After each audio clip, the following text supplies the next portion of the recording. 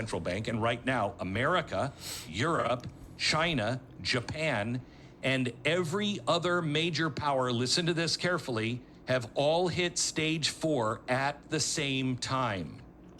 Never before in human history has this happened. The bond markets are shaking. The currencies are all volatile. Politicians are praying that no one notices the numbers, that they no longer add up. Stage 4 is not coming. We are now living inside the opening act. This is so important. Yesterday, there was a story that said that this is going to be the biggest Christmas season ever. And I'm wondering to myself, I see the prices. I go to McDonald's. I go to the grocery store. I was in Walmart this weekend. I see the prices, and I'm looking at the prices. And every time I see the prices, I'm like, how does the average person afford any of this? And yet we're spending, and I don't understand it. And I fear that we are doing what the government is doing. We're just spending because we think we can get out of it. Then comes stage 5. It's called the reset. Every debt system ends in one of 3 ways. They inflate the money so they can pay off the debt, and that's just an absolute wipeout. Weimar Republic did it, France did it, Rome did it, just a wipeout. Then there's a hard default and political upheaval. Russia did that in 1917. Argentina did it over and over again. War leading to a new monetary order. That's another one. The Napoleonic Wars, the British gold standard, World War II, Bretton Woods, all of that. But there is always a reset, always a new order that is born from the ashes of the old. And here's what makes this moment unprecedented. Rome collapsed by itself. France collapsed alone. Weimar collapsed by itself. Britain declined while America rose. It was always one country coming down and another country coming up. This time, all countries on both sides, the free world and the not so free world, there's no one rising. China is drowning in its local government debt. It's never going to say this, but it's a paper tiger. Europe is fractured and coming apart at the seams. Japan, demographic time bomb. America is politically frozen and insolvent fiscally. So for the very first time in world history, every major civilization has reached its peak of the debt cycle. This time, all at the same moment. No one's coming up. Shalom, all praises to Yahweh Shem Shai.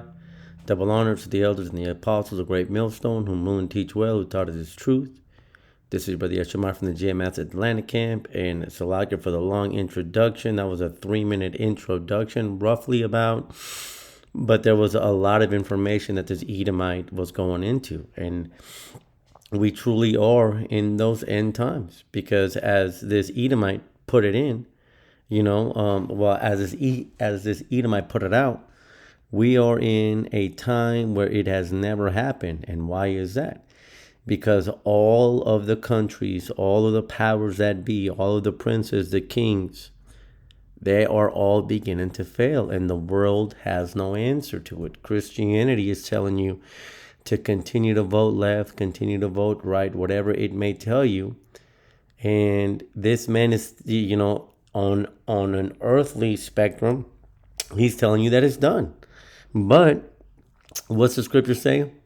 When a rich man speaks, the crowd extols it to the cloud, but when a poor man speaks, they don't listen. That's a rough paraphrase. Who is that poor man?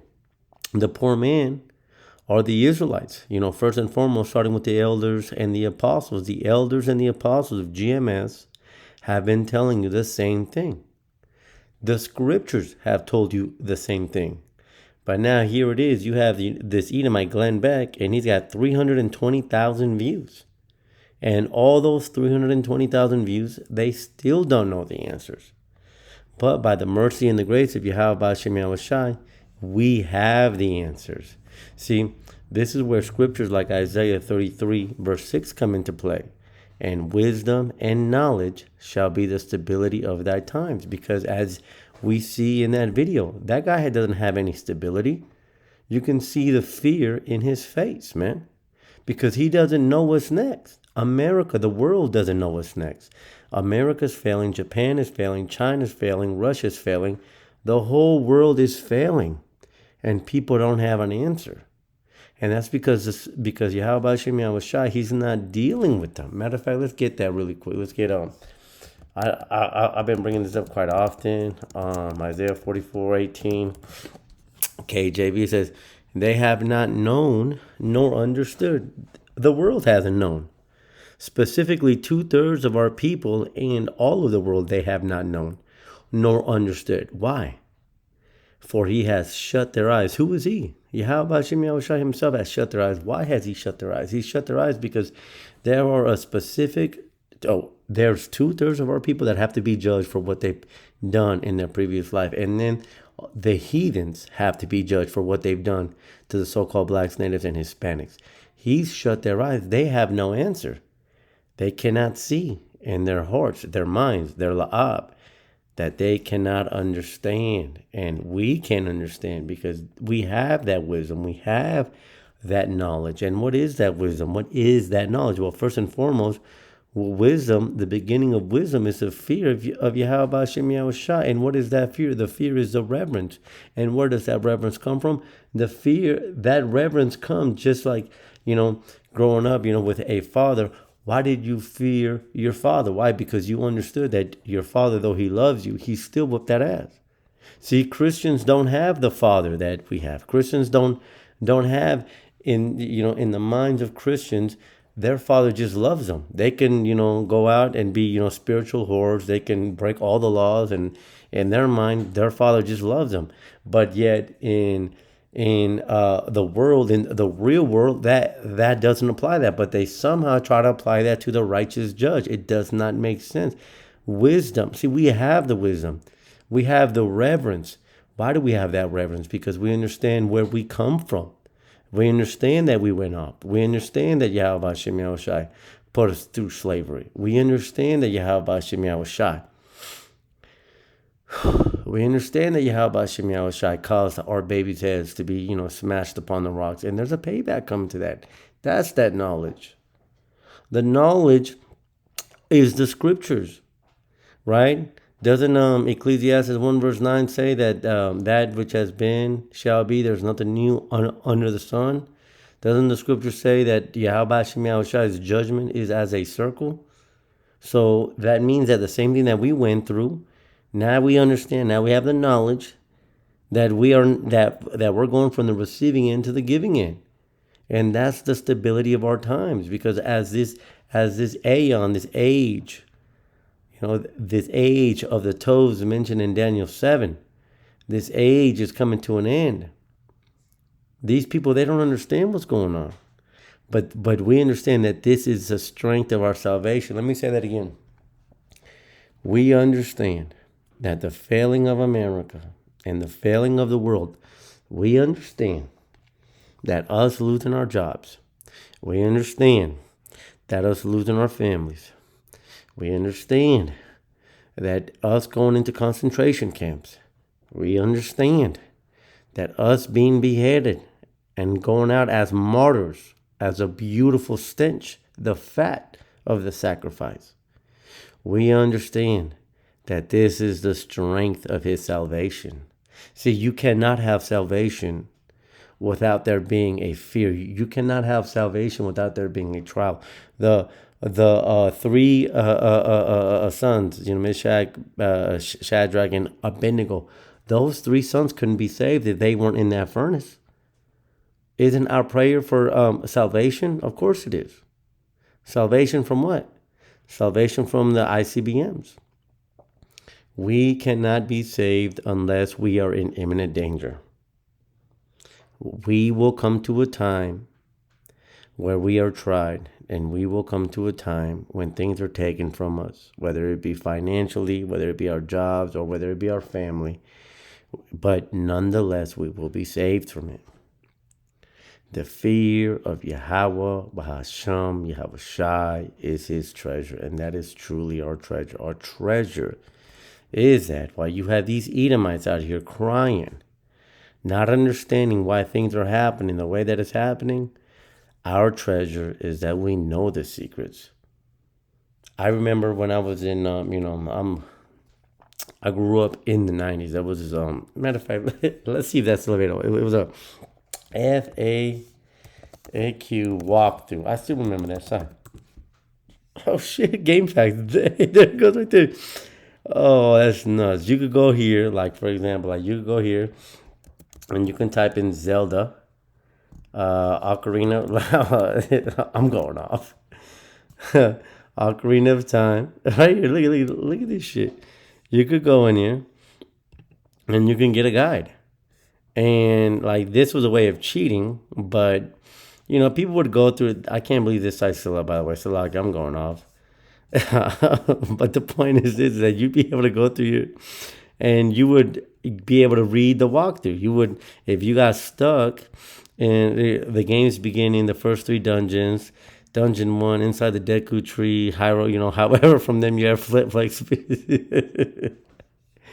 This is nuts. The point that I'm going into is that in the previous time, just like during a video game, when people would get stuck and they didn't know what to do, what would you do? We would go onto this website, FA Game Facts.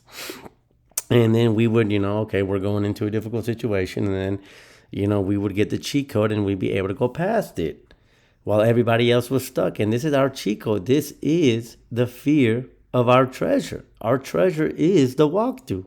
Except now we're not looking at Game Facts. Now we're looking at the scriptures, man. And what do the scriptures tell us? Jeremiah 10 verse 2. Thus saith Yahweh Bashem Yahushai, learn not the way of the heathen, and be not dismayed at the signs of heaven. For the heathen are dismayed at them. See, this man's dismayed at the signs of the times, man. They don't have no answer. You have camps telling you that America is going to fall and then Yahushua is going to come back and then Russia's going to come back. Like Russia's going to overpower Yahushua. That's off. But the point is that you have these people freaking out. And the scripture tells us not to freak out. Why don't we freak out? Because we have the game facts. We have the Bible facts. You see? And so why is all of this happening? Well, all of this is happening, and we can understand it because it was prophesied to have happened. 2 Ezra 9 and verse 1. He answered me then and said, measure thou the time diligently in itself. And how do we measure time? We measure time by the prophecies. What are the prophecies? We see the famine of the word coming. We see the MOTB coming. We see World War III coming. All right? This is how we measure the time. Yeah, what's that country? I think it was Argentina. There was some country. The officer here, I know, in Atlanta, he sent it to me. I'm going to end up doing a video on it. But you have countries that have banned the word, man. And all of this is prophecy. According to Amos 8 and 11, the famine of the word is coming. And so, these people, man, they don't understand this. They don't understand that all these kingdoms have to fall. And, that's I really like the way that how this man put it. He said, everybody's failing. There is nobody next. Of course, there is nobody next because the scriptures went into that. Daniel chapter 7. Let's get straight to the point. It says, verse 9, it says, I beheld till the thrones were cast down. Because in the context, what did we see?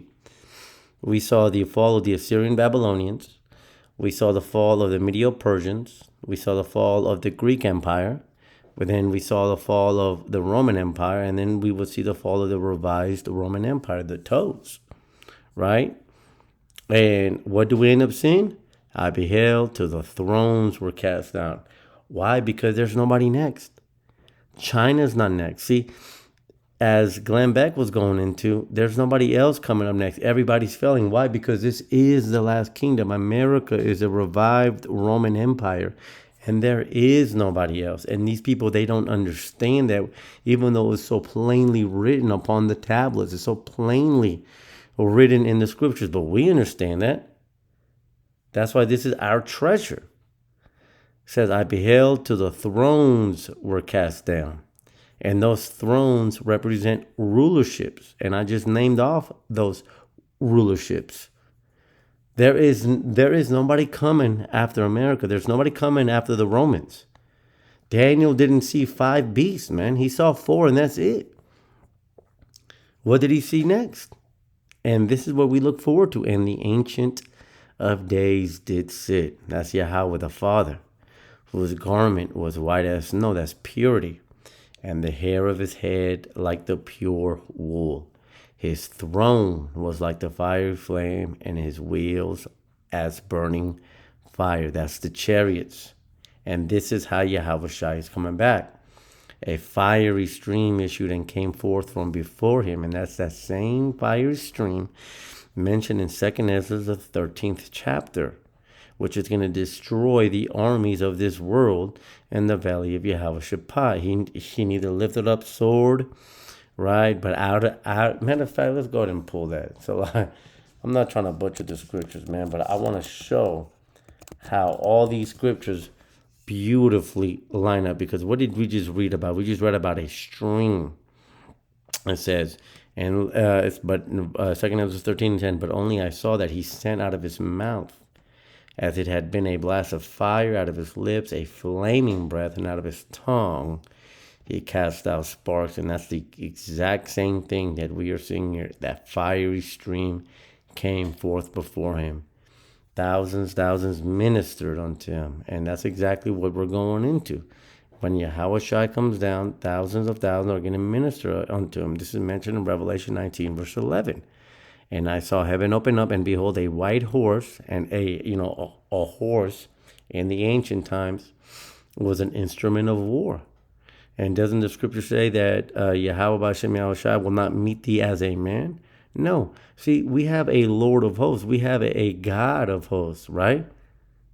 And if these people in America have, fake UFOs, what do you think the Most High has? Shall the thing say to him that formed them, why am I thus? You think that the creation is above the Creator? Absolutely not. And he that sat upon him was called faithful and true. That's Yahweh Shai. And in righteousness he does judge and make war. That's a fiery stream. His eyes were as a flame of fire, and on his head were many crowns. Why were there many crowns on his head? Because he took down the kingdoms prior. And what were those kingdoms? We already mentioned it. And he had a name written that no man knew but himself, because only he had the authority. And he was clothed with a vesture dipped in blood, and his name is called the Word of the Most High. In the beginning was the Word, and the Word was the Most High. That's John 1, verse 1. That's Yahweh Shai. And the armies, now this is the point here, and the armies which were in heaven followed him upon the white horses, clothed in fine linen, white and clean, man. Those are that's this very same thing that thousands and thousands ministering unto him. And 10,000 times 10,000 stood before him. The judgment was set. And that's the point of this video. That judgment has been set. Psalms 149 goes into it. The judgment is to bind these people in fetters of iron.